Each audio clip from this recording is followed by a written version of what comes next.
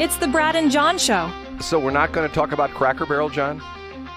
Yeah, I think we talked about it last week. Although every week, I'd love to hear your opinion on what happened to Steak and Shake, whether or not you were once a curb boy, and how you feel about kiosks. I feel like we've never covered that before, Brad. Mike Otten, info dude, brought up an interesting point that Steak and Shake is 1 year older than Cracker Barrel. Did you know that? I did not know that. Yeah, no, that's a good piece of information there. And until last week, Brad, I didn't know that the catchphrase, "in sight must be right," I didn't know that it referred to watching the cooks make your food. Yes. I thought it was every time, like I would see the billboard on the highway, and I'd see the catchphrase on the highway, and I'd think, oh, they're saying that, like, you can see it from 270.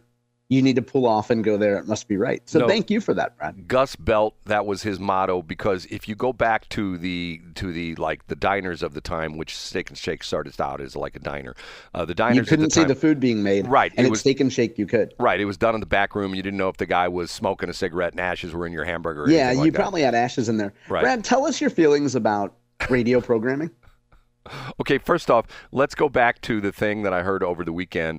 And it was on NPR, and the guy was talking about the fact that if you sent your kid away to college to get, and here's the point he made: if you sent your kid away to college 4 years ago and you read the advice at the time, have your son and daughter study computer science because there's tons of jobs, well-paying jobs in computer science, and now they've just graduated and they can't find a job because nobody cares about computer science guys anymore and gals because everybody's doing it on AI. So I find that somewhat interesting. But isn't that life in general? Isn't it you can prepare yourself for something and then it doesn't exist? You know what I mean? You prepare yourself. Yeah, you sound like you're having a midlife crisis, Brad. Are you a 47-year-old Gen X guy going through existentialist dread? Brad, to quote Dustin Hoffman in the film The Graduate, plastics. But see, that's a great line because of the fact that who knows what's the future is going to have. Like, for example, I mean, you complimented me on that ad for the fastfoodmediet.com. It was really good, Brad. And it's all AI. And well, I mean, you obviously don't know the phrase real talk. Like, you obviously don't have the cultural knowledge to know that that's actually a thing. But, like, so clearly that was written by AI. John, and the fact that the woman speaks, like, proper English and doesn't use corny 1960s phrases, you clearly didn't write it. But if you're listening to the voice, she sounds like AI, but it's not, like, over the top. It's not like how Egbert is somehow doing ads for, like, an air conditioning company. And you're like, well, that's clearly an AI voice. John, you're wrong because of the fact that Tracy Ellis taught me the meaning of real talk. That's what she... Oh, that's true. Her stations are... I thought it was just Young Jeezy's catchphrases in 2005, but it was Tracy Ellis who actually did learn it from Young Jeezy. Right. Real Talk 93.3. So I thought to myself, yeah, Real Talk. Matter of fact, I don't know if you know that I put into my AI request and I said, do this ad and make it sound like Tracy Ellis. And that's why she starts up, Real Talk. You know, right? So that's how. See, you don't even realize there's subtleties in it that you don't even realize. Okay, okay. Moving along. What else were we going to talk about? You said something. We were going to talk about your beef with local programming, and let's tout you, Brad. I want to give you a compliment on something. Now, if you don't count the replays you play of our show, which I think is awesome that you replay the show on the weekends and you can hear it on 104.5. I love the fact that you put your money where your mouth is, and you have 6 hours of local original programming every week. In an era where very few stations have any local programming, you actually put local programming on the air, Brad. And I wish we could do more, to be honest with you, John. But having said that, I want to compliment you on the farm show. Not that I'm trying to, to shine up to you because, you won't take it anyway.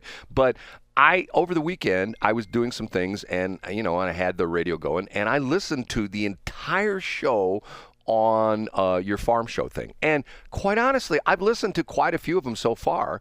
Not the entire hour's worth of it, but I would say each week I listen to probably 2/3 of it, maybe even 3/4 of it. Yeah. And I find it fascinating because of the fact... Thank you, Brad. I appreciate that. Well, because of the fact that the interesting thing was not the whole deal about the New World screwworm, which I find fascinating, but What's interesting to me is I am always amazed at you see things from the outside. You see a business from the outside, and then you get an insider who gives you a totally different deep dive perspective of what it is to do things. Like, for example, everybody thinks they can run a radio station. Oh, I could run a radio station. Yeah. And then when they end up running one, they go, oh, crap, I didn't think it was this complicated, or I had no idea this was going to happen, and things like that. And what you were talking about was fascinating about the Farm Progress Show. I had no idea it was that big of a deal. And Brad, let me interrupt. So I've had conversations lately with agency folks because, and we'll just be transparent on the air, I'm talking to them about what advertising and sponsorship looks like. And one of the things that they're doing, so I think it's fair to say, and I don't think I'm revealing anything that would get me in trouble. When I worked for Monsanto, we spent just at the Farm Progress Show, probably our costs were a little over $1 million to have a tent at the Farm Progress Show. I'm sorry. And you heard that correctly. I'm eating my Little Debbie. I thought you were going to talk about okay.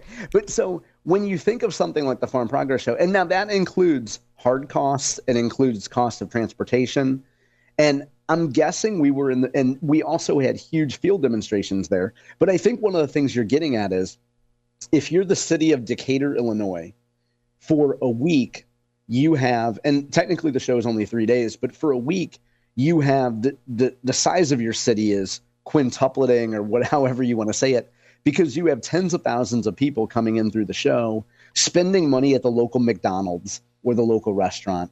And there's so much money involved in this stuff. Brad. But the other aspect of what I found very fascinating, the one lady talked about how they are going into high schools and talking about farming and things like that. Matter of fact, the week before, you had the great interview with the lady out in Washington who is who's a teacher out there who teaches. Yeah, that was great, Kaylin Beatty. Right, yep. and what she and I know people are going to roll their eyes when I say this, but I thought this was fascinating.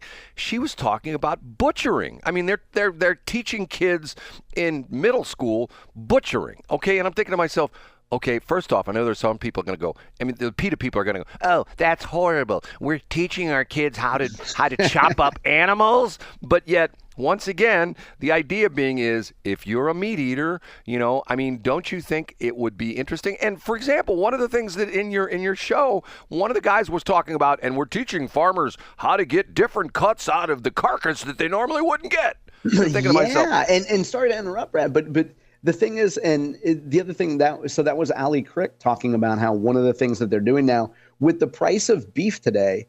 So Brad, probably 5 years ago, if you were slaughtering beef, you would probably focus on the prime cuts. Today, with the price of beef, you want to get every piece of beef out of that cattle that you possibly can because you're going to get paid for it. But see, this is one of the little nuances that have the average Joe or Josephine, you don't know these kind of things. And of course. Yeah, you're right, Brad. So I think your show is interesting because to me, being a business person, I find it fascinating, learning about other people's businesses. And I've said this before, one of the things I really have enjoyed through my career of working with advertisers is, and for me to be effective with an advertiser, I have to learn a little bit about their business. And most of the times, I do a semi-deep dive in their business, and I end up learning a lot about their business. For example, I used to have several car dealers on the radio station. They don't do it anymore, but used to have several several car dealers. I've always been fascinated with cars, dealerships, and selling cars and things like that. I've learned so much about the car industry from hanging around these guys who are veterans who've done it for years, and they know all the little nuances of selling cars and how they have to deal with the manufacturers and all sorts of stuff like that. It's fascinating. And people, once again, it's the kind of thing that you think like, oh, how hard is it to be a car dealer? You throw up a showroom, you put some cars and you have some obnoxious salespeople come out. Hey, you want to drive away with this today? That's all you have to do is sell cars. You're scratching the surface. You know what I'm saying? I do. And that's what, Brad, I always say about you is that people would listen to a show. And if I would listen to the BS show with you and Shelley, I think, okay, they get on the air, they talk. I don't know that Brad is taking care of the transmitter site. I don't know that he's dealing with the regulation of a transmitter site. and add to the list of things that a radio station owner has to manage. And by the way, I was going to discuss this with you off air, but I'll do it on air. Is there a way you can give me, you do your farm show thing, is there a way you give me like a little written synopsis on each week that what's in that show? I mean, just briefly. Today we talked to, blah, yeah, blah, blah. Absolutely. I was going to make the ask, Brad, which I haven't done yet, of running a promo through the week for the show, like a 30-second I'll do or 15-second promo on the station. No, the reason I mention that is because we have to promote, it's called issues programming. We have to file this stuff with the FCC. And if you can just give me that, I will just file that every week with the FCC. That's an additional. I love that. Yeah, I'd be happy to, Yeah, Brad. that's additional programming, because what we have to do is, by the fact that we have a license, you have to, this is from the Communications Act of 1934, which is still used today by the FCC. We have to operate in the public interest, convenience, and necessities. In other words, we have to justify the fact that we have a license and we're not just sitting here, talking and BS. Talking about the P-51 Mustang. Right, and playing music and stuff like that. So the idea being is that if you go into the FCC website on what they call it's a couple different names for it, but anybody can go there and you can see what the station, who owns the station, all that kind of stuff. It's the public information file. That's when I go, what they call the PIF, the public information file.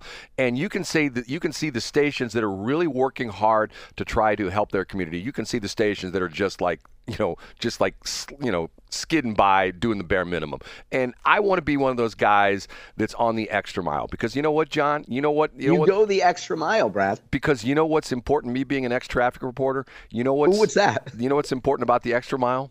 What is it? There's never. It doesn't. I know from Shelley. It doesn't cost. What is it? It doesn't cost any. Say the phrase. No, it has nothing to do with cost. There's no extra additional mileage on the extra mileage. No, there's never a traffic jam on the extra mile. Oh, there you go. I heard that from Shelley, who probably learned it from you. There's never a traffic jam on the extra mile because of the fact that nobody wants to put in any effort. Nobody wants to go on the extra mile. Everybody wants to do just the bare minimum. So if you can do that, and I appreciate that. And like I said, it doesn't have to be some long narrative. It can be like bullet points.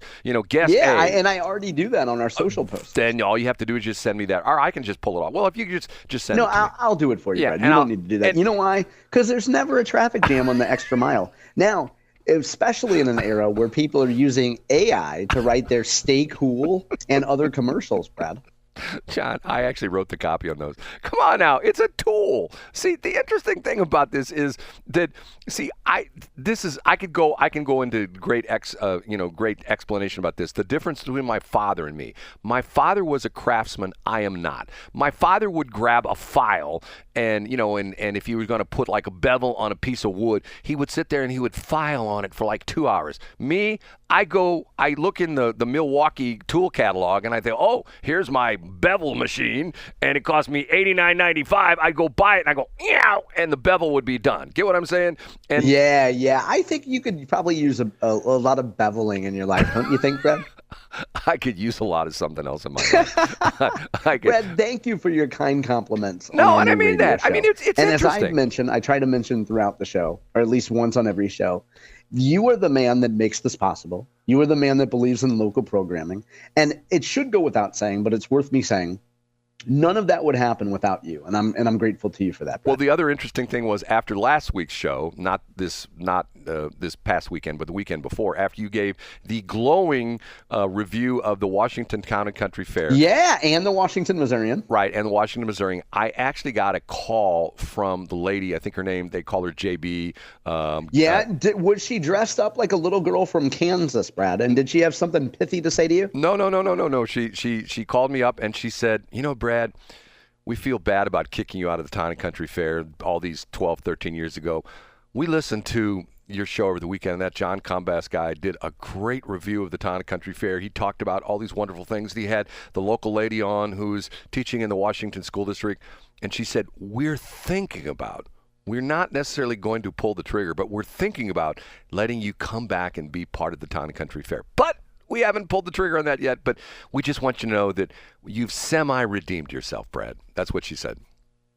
Well, I don't know if I want to attend next year then, if I know Brad Hildebrand's going to be there. I'll ruin it. Like any fair that lets Brad in, is that really a fair? It's how I feel about the Connellville Weldon Spring Chamber of Commerce, Brad. I'd love to stay in chat, but Scott Draknick has something cutting to say about you, so I got to go. He always does. He always cuts me down. Hey, I heard he's coming at you. He formed an alliance with John Lamping. They're both coming at you, Brad. He did because he found out that I liked John Lamping's idea about dividing Klondike Park into 8 parcels and putting young families in there. And by the way, interesting, I forgot to talk about this because Info Dude sent me a lot of interesting census data about that, and that's actually a fascinating topic about the number of households that don't have kids in them anymore, which is sort of interesting. You should add it to the list tomorrow. And we forgot to mention that the Washington Missourian is having an open house. Everybody except for Brad Hildebrand is invited on Wednesday, Brad. That's right. The metal detector would be turned up real high, and when I walk in and they see all the metal parts in my body, oh, sorry, you got a weapon, sir. You're out of here. We're way over time, and it's all Brad's fault. It's right. It is all my fault because everything's my fault. Okay.